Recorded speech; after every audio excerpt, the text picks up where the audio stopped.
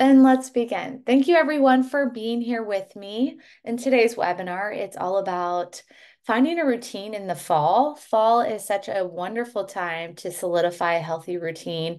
And often it's known as the second time of year where people actually put most attention on healthy habits and their health goals. So I thought I would kick us off early in this late August to help tease out some ways you can set yourself up for success. But overall, today, I hope you learn, grow, and heal with me. And today's topic is on cleansing and opening up our detox pathways. And I'll talk about what the heck detox pathways are.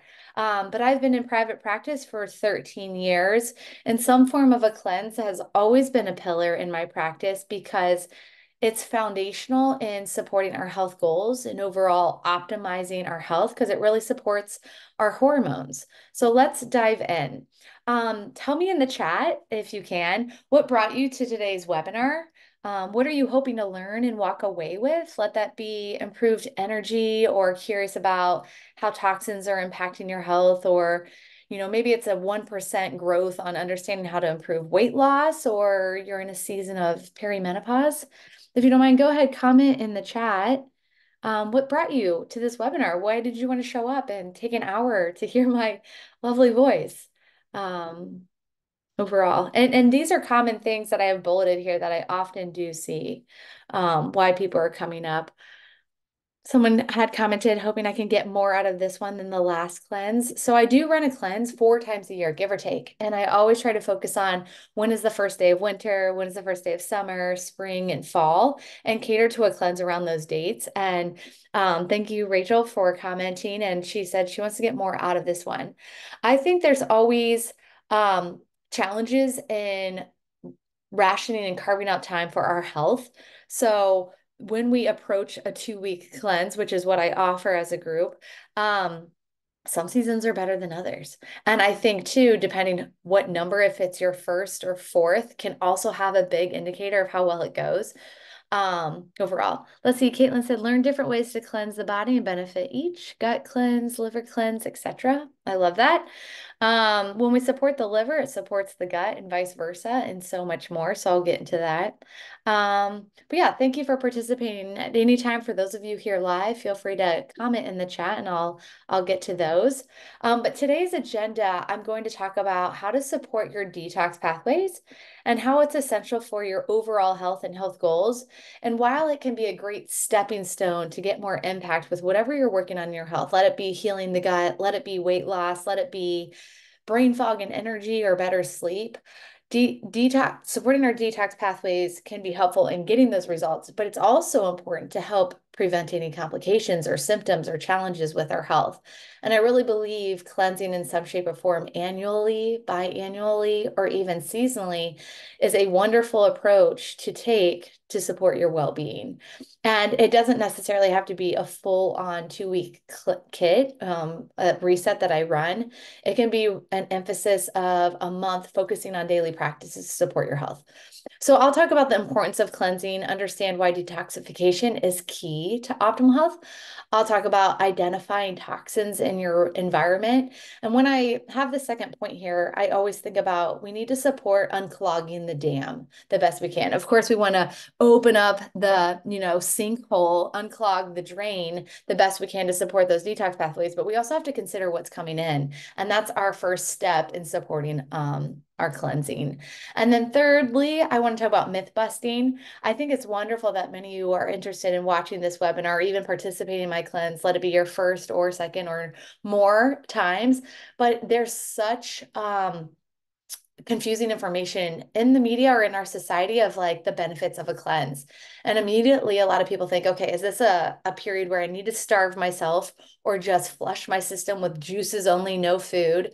And the answer is no. To support our detox pathways and pull toxins out of our body, it's essential we have a colorful diet rich in fiber, carbohydrates, healthy fats, and particularly protein. So if local juice shops are running some sort of reset, it'll help give the gut rest, but it won't necessarily necessarily help the liver because we need those essential amino acids to participate in the three phases of detox. So I almost helped answer that third point right here, as I don't have future slides on it, but do know there is a lot of science on how to support the body's detox systems, and starving yourself or doing juices is not the route to necessarily take. An overall safe cleansing is getting actionable steps for a safe, effective cleanse.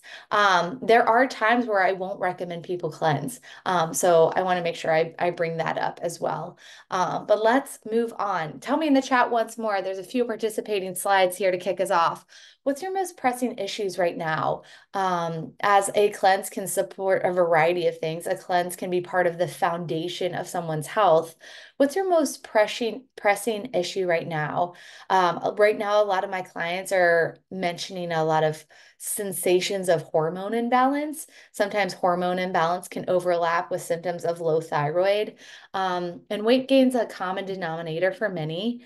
Becoming a healthier weight, blood sugar stability, and weight loss. Thank you. These are great comments. And we'll get into how to help support these.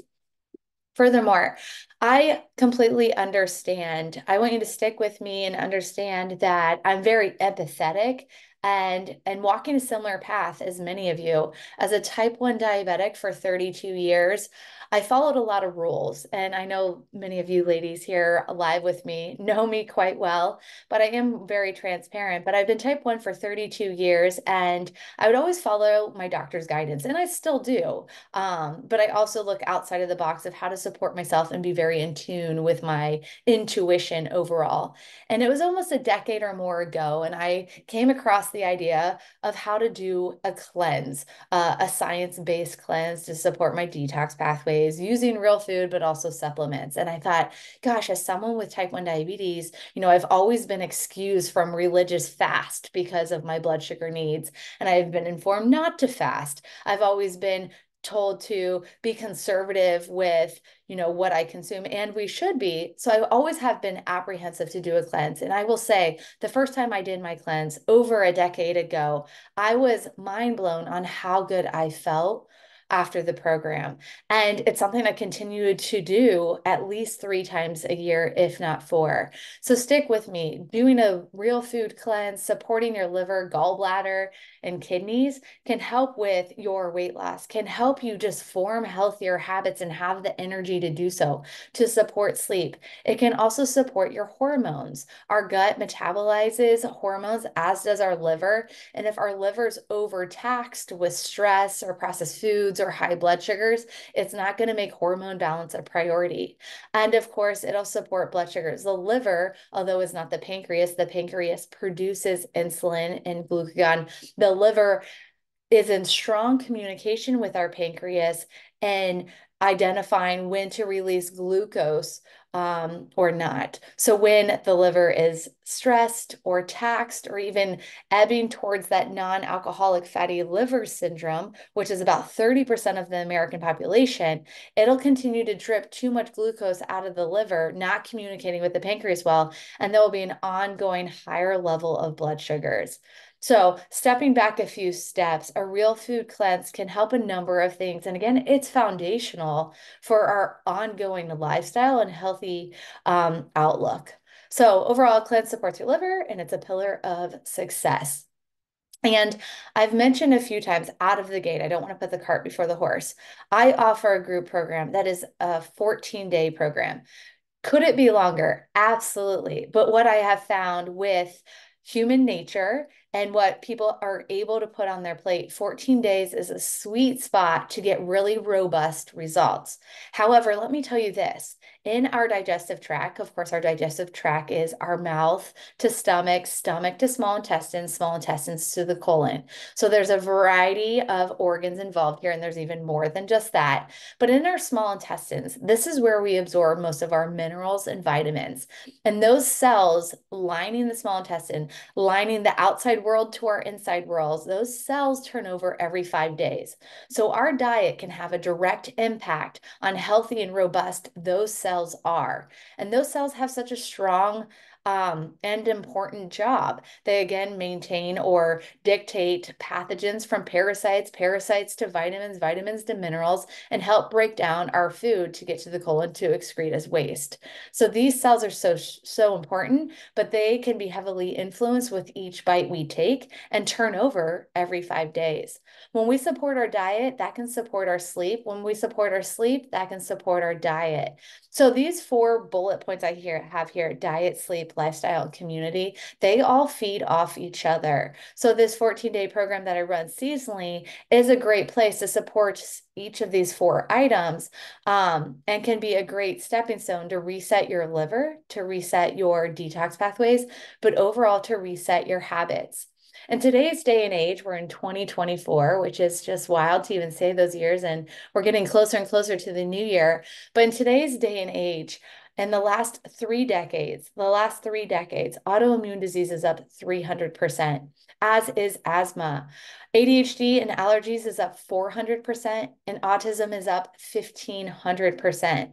And a lot of this risk, a lot of these trajectories are coming from the toxins in our environment. We're in this soup bowl of toxins that we can't see, but it's very important that we overall support ourselves, support our body, our systems, our hormones by being aware of what those are.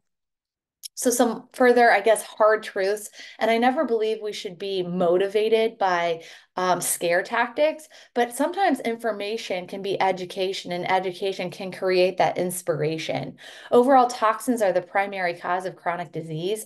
If our cells, we have trillions of cells in our body, are taxed or loaded up with toxins, it'll make it harder for our hormones to work. Our hormones are the communicators in our body. And one of those hormones that relate to blood sugar include insulin. So the more toxic a cell is, the more insulin resistant a cell is. So it's important, again, we unclog the dam and we open up the pipes to help support these toxins to move through us, and also for us to dodge them in our environment. Overall, toxins can damage the gut, the thyroid, the brain, and more.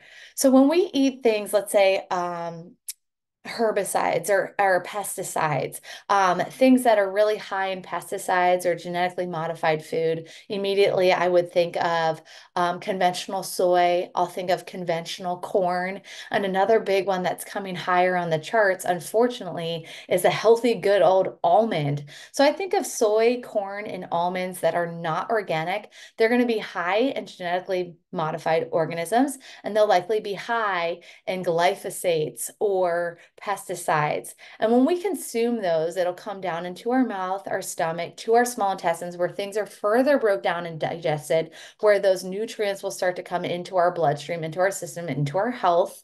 But those toxins, those pesticides can embed in the mucus before they get to those cells that turn over every 5 days. And if toxins are embedded in the mucus, it can start to break down that mucus and then tax those cells. So toxins play such a role in our energy levels and overall how our body can be optimized and function. I was just looking at stats before this presentation. I'd been working on it for the past week, but I often will say newborn babies born today can have up to 200 toxins found in the umbilical cord. And that stat actually was from 2005. While they're not doing this study every single year, a more recent stat pulled from 2009 has found there are over 400 toxins in newborn babies' umbilical cords. And these are likely from women who are trying to do their best to grow a healthy baby, but it's just hard to dodge the toxins in our environment. So again, I really want to emphasize, yes, join me for 14 days for a cleanse and adapt really good habits and so forth. But even more so in your daily life, be aware of what you're putting on your skin. What types of foods are you opting to choose to eat?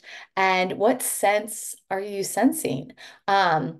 A lot of scents, from perfumes to candles to air fresheners or more, or even down to dryer sheets, can be very toxic and something we can easily adjust. Genetically modified food has become popular over the last 3 decades, and this is a big driver towards, unfortunately, cancer and that autism and disease and asthma and so forth. So there's more and more research going into what is known as safe, but also more and more information coming out on how we can protect ourselves. So, what are detoxification pathways? That kind of sounds like this thing that should be familiar, but maybe not well understood. Detoxification pathways are basically organ systems that help move chemicals and toxins through our body and out of our body. So, of course, that relates to our liver. Of course, it relates to the filtering of our kidney. And of course, it relates to the colon extracting that bowel movement. And then our lungs. Our lungs is exchanging air, but also gases and liquids from mucus. And our intestines, I've already gone into that quite a bit. Our immune system is on the other side of our small intestines, protecting and engaging what foreign objects are coming in, let that be a parasite or a pathogen or a virus. But our immune system is a player in our detoxification as well. I have lungs on here and also respiratory. Lungs will exchange the gases, respiratory will exchange the mucus, and then our skin.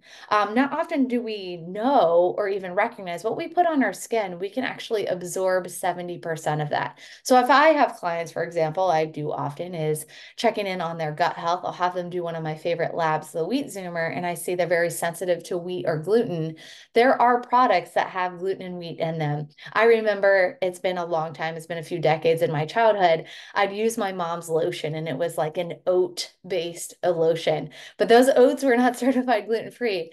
And while that might be going the extra mile, we need to be very aware of what we put on our skin. And there can be far worse things than oats. There can be chemical products and so forth.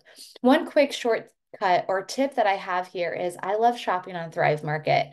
I like shopping on Thrive Market maybe because I'm a mom purchasing most of the groceries and I have kids in my household. So there's enough things I need to purchase on a weekly, if not by monthly basis. But Thrive Market does filter out a lot of products for better items. So I think of Thrive Market like a Whole Foods, but an online store only. And a lot of their face washes, shampoos, conditioners, I actually get all of those from Thrive Market. Sunscreen, body lotion, and more are phthalate free, are chemical free, and more mostly scented with things like essential oils, which is what we always want to look for. So let me move on. Furthermore, the liver has over 400 jobs in the body, and it's the second largest organ. Our first largest organ is our skin, but it regulates our sex hormones. It regulates the conversion of thyroid hormone. It regulates cortisol, and of course, it detoxifies heavy metals. It regulates too if it notices there's too much circulating estrogen, for example, and there can be too much circulating estrogen if someone's stressed, driving down progesterone. But there can be high levels of estrogen if someone is consuming, for example, a lot of water out of plastic water bottles or, eating out of Ziploc bags every day from lunch. There's a stat I recently heard, and I might say it incorrectly, but along the lines is the average American consumes enough plastic a month to be the amount in a credit card. And that's a lot, and that's people trying. So it's really important that we do the best we can to store things in glass, drink out of glass or stainless steel, and just be aware of the chemicals, the plastics that are around consumables. A healthy liver supports the gallbladder and kidney function, and a healthy liver balances blood sugar and optimizes our stress hormones. And all of this is a little bit of the chicken and the egg. So the better our blood sugars, the better that supports the better the liver supports blood sugars. Same with gallbladder health, or gallstones and kidney functions as well. Overall, it's crucial. The liver is crucial for fat burning. The liver is a fat burning organ because it helps regulate that glucose drop. It helps package up fat. It helps regulate blood sugar. It helps dictate the metabolism. If someone carries weight in their midsection, there's a few things that I would consider. How well is blood sugar controlled? Where is inflammation in the body? And is this person a candidate for fatty liver? Overall, I mentioned I have type 1 diabetes. I've had type 1 diabetes for 32 years. And a lot of people with type 1 diabetes, of course, we don't have functioning beta cells producing insulin, but we also don't have hormones producing amylin, which is a satiety hormone. And more people with type 1 diabetes are getting double diabetes. We're getting enough insulin resistance to have that metabolic derangement that's better known under the umbrella of type 2 diabetes. So, with people with diabetes, it's so essential while we manage our blood sugar, we give a little love over to the liver to help the overall goal. Okay, labs that can help indicate your liver needs help. This is something to maybe screenshot or quickly take or consider what your latest labs are. I have quite a few slides, so I don't want to spend too much time on each bullet point. But our thyroid, if someone has a low thyroid, I like to think of why. Is there autoimmune disease? Is there nutrient deficiencies? Is there too much stress? Are there too many toxins? And it might be a little bit of all the above. But if someone has a low thyroid, it's often a relationship. They're a poor detoxifier. So again, this seasonal cleanse can be even more empowering for those people with certain conditions to make it more of an effort to participate in. Um, Labs that can indicate liver needs low T4 and T3 conversions. So T4 converts to the active form of thyroid to T3 in the gut and liver. And if those are impaired, this conversion isn't going to happen and be optimized. High LDL cholesterol. So when we think of our cholesterol, almost in old school ways, we think of bad cholesterol and good. Good is HDL, I think happy HDL, and LDL loser. LDL cholesterol is kind of the bad cholesterol where it can create more calcium deposits or plaque in the body. However, if someone's LDL is high, it can influence the liver. It can be stress from the liver. But when I do see a high LDL, I think, where is inflammation coming from? I don't think we need to statin our way down on cholesterol. I think we need to identify why it is up. High fasting blood glucose, there's a relationship, as I mentioned, from insulin to the liver, and high A1C that almost bundles up into blood sugar control. An upper range of liver enzymes on your usual annual physical would be seen as AST and ALT. Now, when I look at these two liver enzymes, when I have a new client, they're most often in range, but it's important that we look at those ranges to see where they're sitting. And often AST and ALT, if they're in the upper range, there's some sort of stress on the liver or inflammation. I try to identify what it may be. I just recently had a new client with type 1, and she is young and she's quite an athlete. And I noticed her AST was really high. Now, is it alcohol? Is it processed food? Is it a high A1C? Or with this unique client, I think she's over exercising. So there's a lot to dissect with our labs. And I actually have a future goal to go through a free webinar on pulling up your MyChart labs and then walking through them and identifying kind of the undercovered story of each. But these labs can indicate liver needs, high insulin, high triglycerides, and imbalanced sex hormones. With all my women going through perimenopause, it is essential that one, we support the gut, make sure the bowels are moving, you're having daily bowel movements so you don't reabsorb all that estrogen on a daily basis. But two, we support the liver. And then three, we support the sex hormones. So that shall be a future webinar as well. More symptoms beyond what your blood is showing, more symptoms your liver needs help. Another thing to screenshot right here to kind of look at more thoroughly. But there's a number of things that can be at play, and some of those imbalance hormones that was just on the prior slide. But dark lines under your eyes, I think that could be a sign of liver needs. But I also think right there, maybe food sensitivities. But food sensitivities can aggravate the liver. Food sensitivities aggravate the gut. An analogy I'm going to give you so you can start picturing what I have in my mind. When I talk about the health of the body, I think of the gut, the large intestines, the colon, as a fireplace. Our gut is the engine of our body. It helps optimize our energy. It helps regulates our hormone. It is foundational for all health. From the fireplace where the fire is brewing in our house, in our body, there of course needs to be a good chimney. We need an optimal, sturdy chimney to let the smoke out, to let the the heat out of the body and so forth. And I think of the chimney as the liver.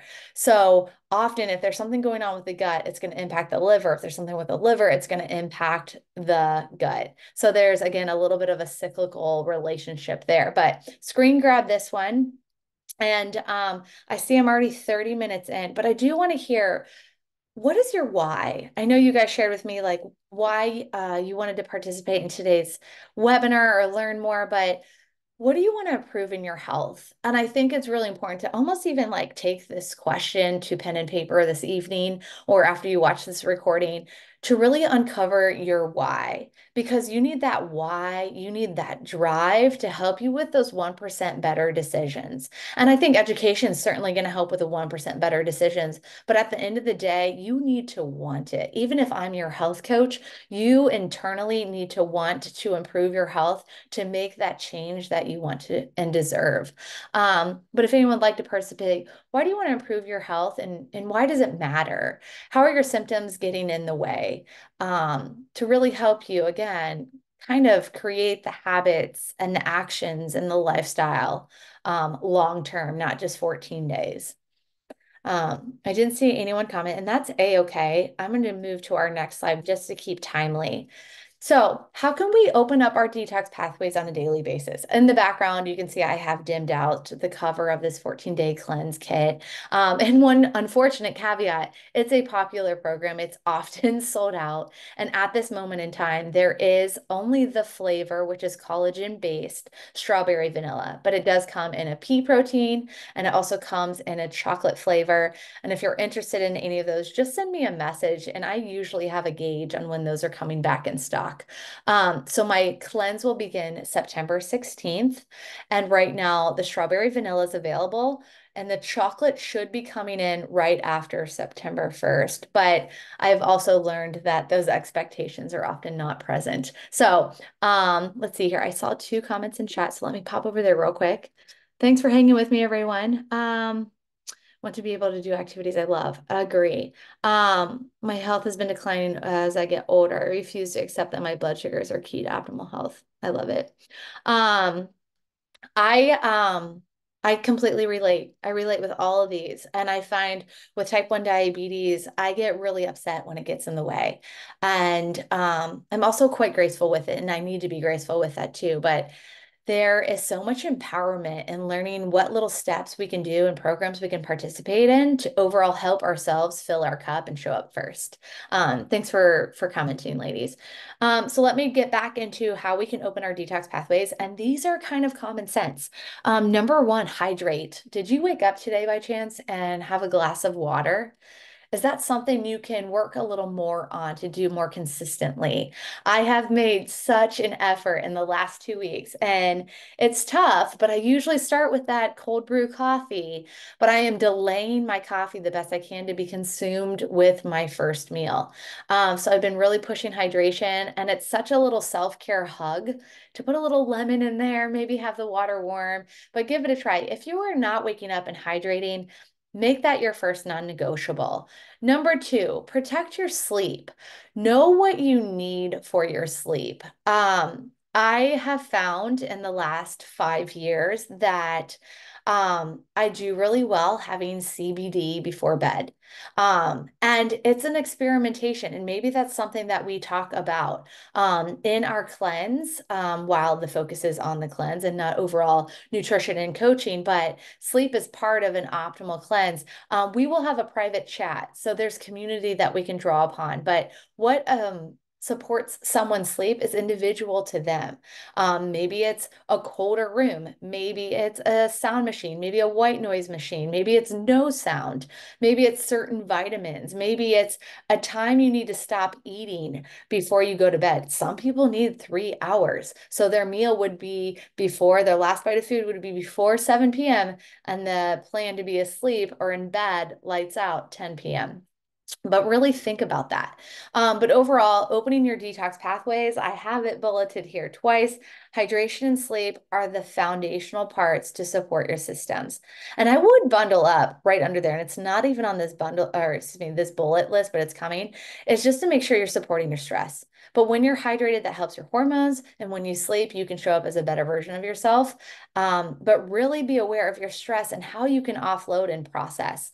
Other things you can do is dry skin brushing. Maybe screen grab this slide again.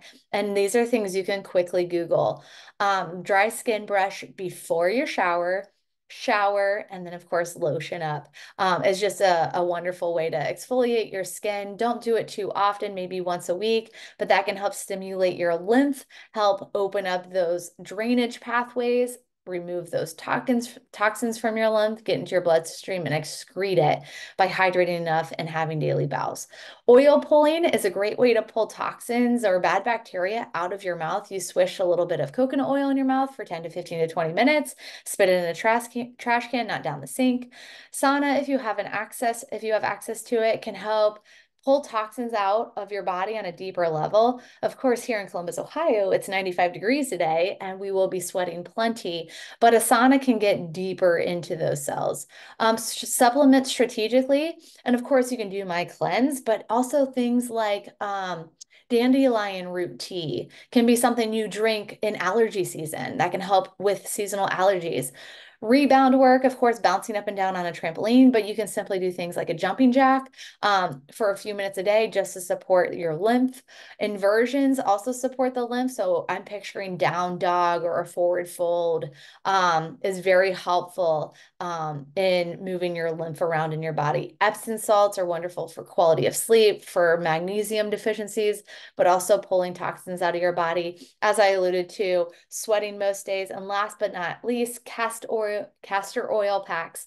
That's taking about a teaspoon, rubbing it on your abdomen, covering up with a warm wrap you could actually find off Amazon, or you could take some cling wrap and then a warm pad over that. But castor oil packs can really help with constipation, but also pulling toxins out of your body going through your skin. Um, Let's keep moving on. So I'm going to give everyone a copy of today's presentation. If you're interested in buying the cleanse, you can actually click right here and it'll take you to a link. Oh, forgive me. I did that. Let's go back to my presentation. You know what? Let's see here. I'll expand it. Okay, that's pretty good. Let's see if I can, yes. So overall, my consensus, if you haven't heard the passion through my voice already, cleanses have gotten a bad rap. And it's a form, and as a form of self-punishment for overindulgence or a barbaric rapid weight loss method. But when done well, they can be a loving ritual of self-care, a means of slowing down. And that's one part I really try to capitalize on for my own needs. It's hard to slow down. And I find these 2 weeks is just a period for myself to prioritize myself and checking in with yourself, and a way of making your health a top priority so that you can feel vibrant, energized, and fully dialed into life. Cleansing involves changing one's lifestyle and diet to allow our body to facilitate its detoxification process and take a break from whatever might be causing the issue, allowing the body to repair itself. So if you are going to join me for your first time, or this might be your second time, I would say before we begin September 16th, one, you can adjust the dates if there's better dates that work for you. But two, step back and think about how you can set yourself up for success. How can you have healthy food in the household? How can you make healthy food an obvious choice? How can you build up your routine to take the protein powder, which is consumed daily, and 2 vitamin packets that help with the 3 phases of detox? So I think cleansing is a great form of self-care and it helps us slow down, but you also have to step back and think, how can you set yourself up for success as you engage in such an activity?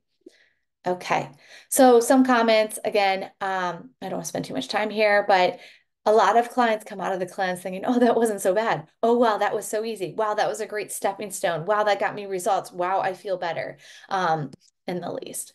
So what can a cleanse do? I mentioned it's so important that we have amino acids in our diet as we support the liver and opening these detox pathways, neutralizing them and excreting them.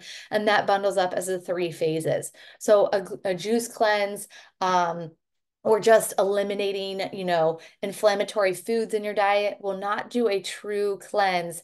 Actual product is needed to help extract those molecules from our body. So daily practices, I know I already talked about oil pulling and dry skin brushing and sweating and more. I'm just going to help bring home these messages so you can do things today to help yourself. I do have another download here. I don't want to click on it because it'll go to that PDF, but you can click on this and you can get this wonderful PDF to think about where toxins are in your environment to help unclog the dam, to overall help your systems.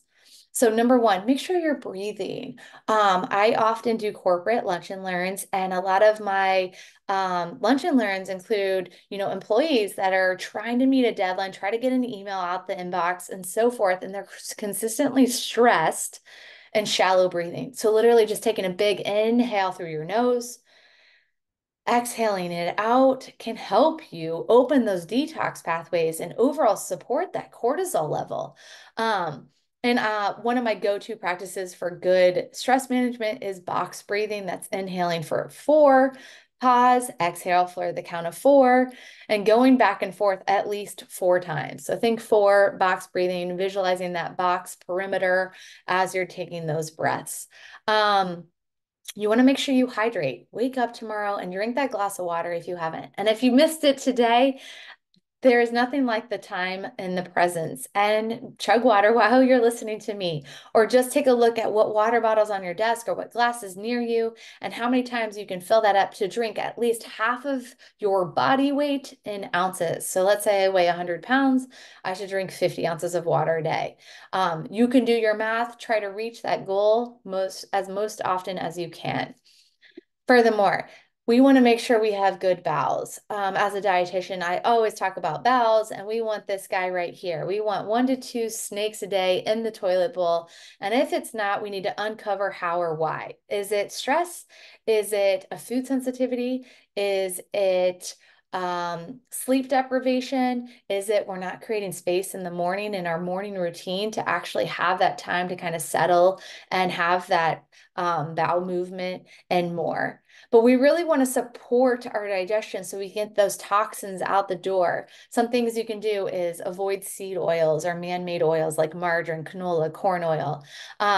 Treat pathogens. And you may sense you have a pathogen. Pathogen sounds so scary, but you might sense something's up with your digestion. If you're consistently getting quite bloated on a daily basis, there's an opportunity for us to do a stool test, for us to uncover how we can treat that. The great thing with stool test is we can run them through insurance. They're still not free, but they can be ran through insurance, and it can give us such a report card of your needs. There are a few states in the US that don't allow stool test. But if you would like to look into that, just let me know and I can help guide you. Minimize pesticides. As I mentioned, the biggest insults of pesticides and genetically modified foods. Genetically modified foods, number one, is corn, soy, and almonds. I do consume quite a few almonds, especially with those birch blender pancakes and my CHA wraps. So I'm more mindful of how often I'm eating those, if only they can convert to organic, but that's a higher price point for those businesses. So who knows if they'll take that step. But minimize pesticides as well by getting all organic grains. Grains are heavily sprayed with pesticides, so do your best to get organic grains and organic where your budget allows. Support your circadian rhythms simply by looking at the sky each morning, go to bed around the same time and wake up around the same time as often as you can. Process your stress, walk after meals. I mentioned the stool test, take probiotics or postbiotics. If people have autoimmune disease, postbiotics are very beneficial. That's things like butyrate. You can also get butyrate from eating things like grass-fed butter and grass-fed dairy, or so many things. Polyphenols is consuming a lot of color. Check in on how much fiber you're consuming. Maybe track in a food tracker like MyFitnessPal and really identify how much fiber you're getting. Don't go from 5 to 30 grams a day, work your way up. Analyze how food makes you feel. Check your bowel movement in the toilet as often as you can to see how it is and get a pulse on how you're doing, and more options here. So I'm still staying mindful of our time.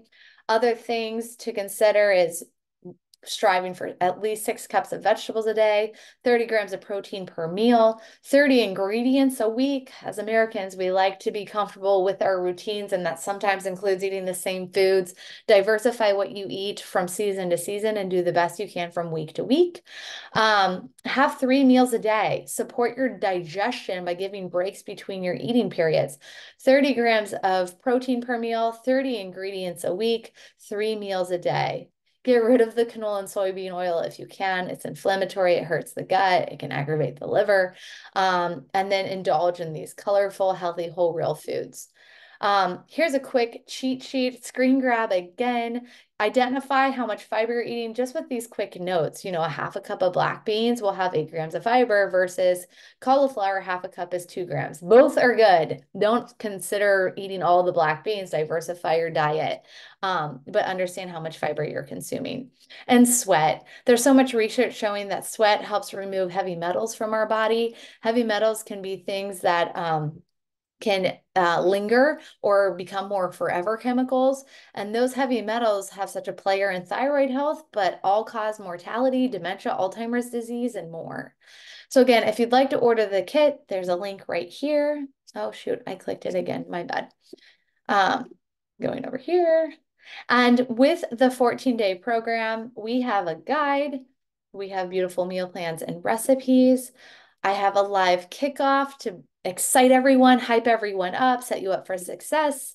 We'll have a private community and it starts September 16th. I'd love if you'd like to join me. If it doesn't work for your agenda or your calendar, there will be another time, but use the information today to set yourself up for success, and just support your detox pathways on a daily basis. So I have just a few folks here. I'm glad I wrapped that up. We have about 15 minutes. Does anyone have questions for me that I can answer that might help you clarify something for your own needs or just in general? Don't all speak at once. Let me look at my chat too. Um, Maybe I'll leave with this. Did anyone learn something new or feel invigorated to take one more step on a certain habit?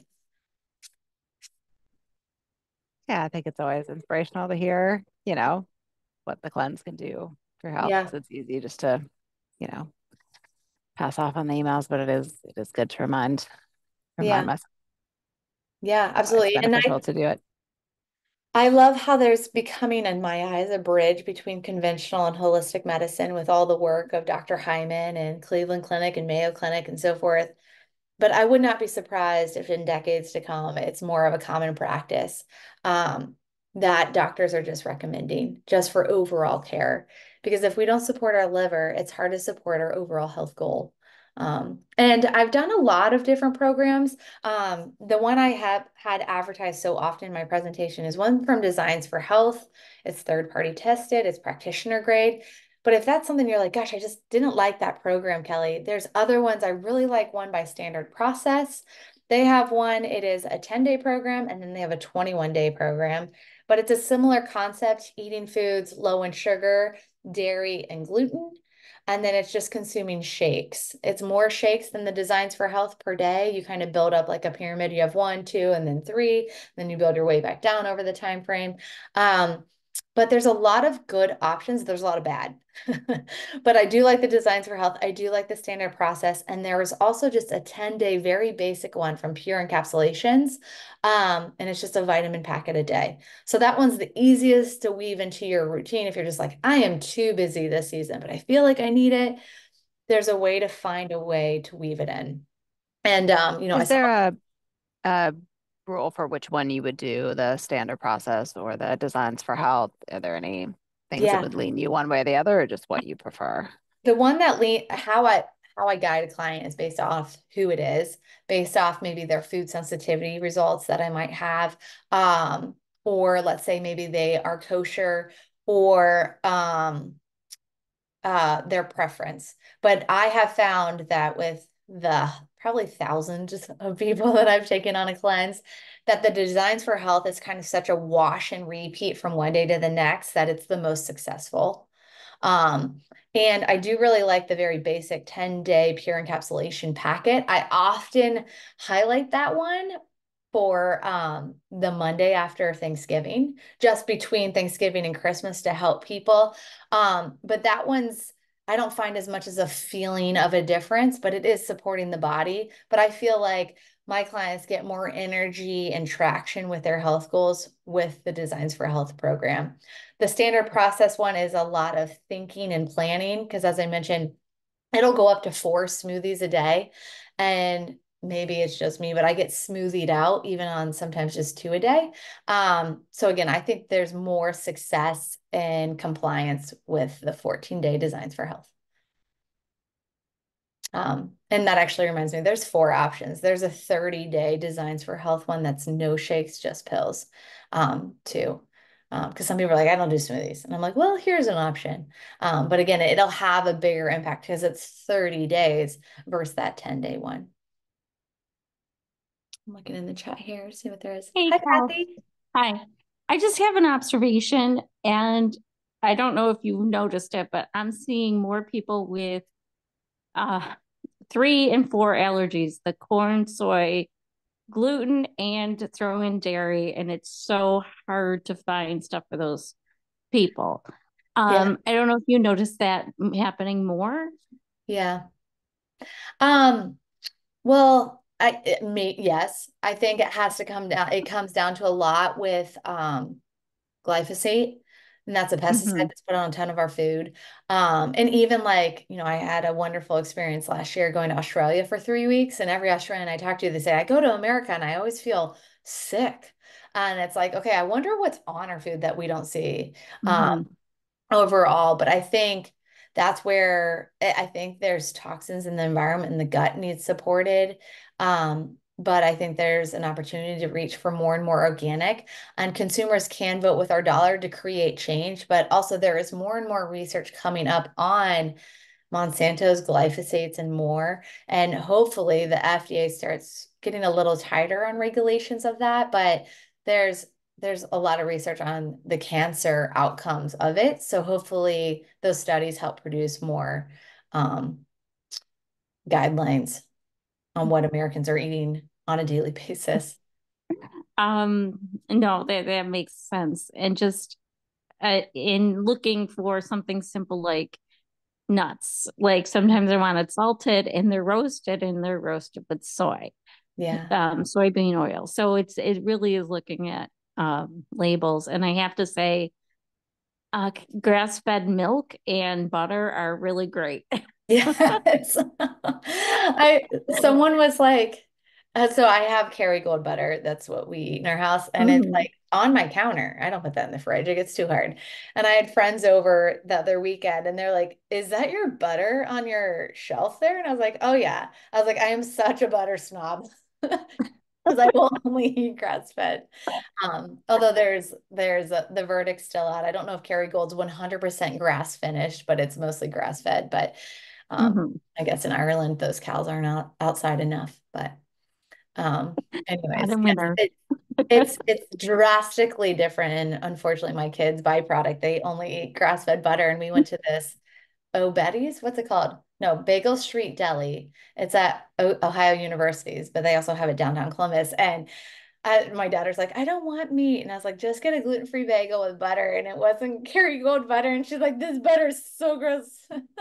Anyways, I'm going on tangents. If we're gonna be snob about things, it might as well be butter.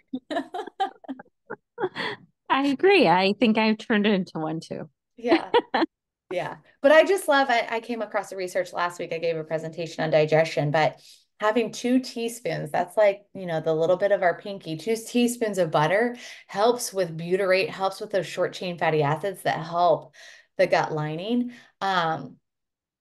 It's just wonderful because it tastes good, but it's also so nourishing. And if people have a dairy allergy, some people can tolerate butter just fine still. But if they don't, then move towards ghee. Ghee will still provide that butyrate, but overall. But yes, it's hard to dodge food sensitivities, food allergies, especially when they're the heavy hitters like gluten and dairy and corn. Gluten and corn can look like identical twins, protein structure in the body. So sometimes when people are very sensitive to wheat and gluten, corn is just as problematic. And then most gluten-free things are corn.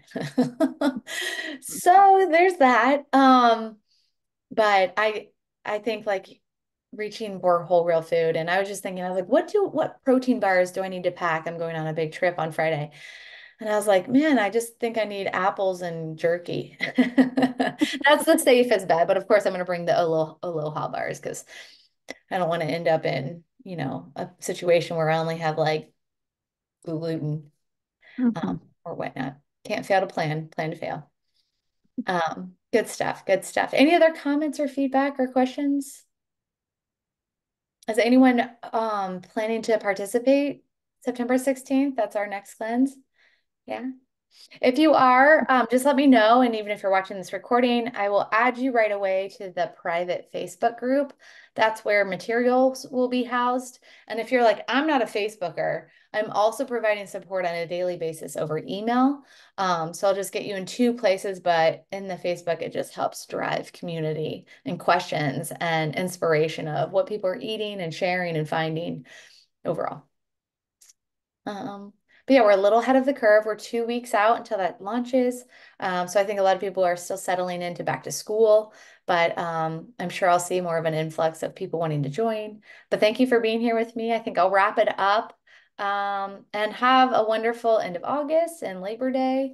And I hope to hear from all of you soon. Bye, guys. Thanks, Kelly. Thank you for being here.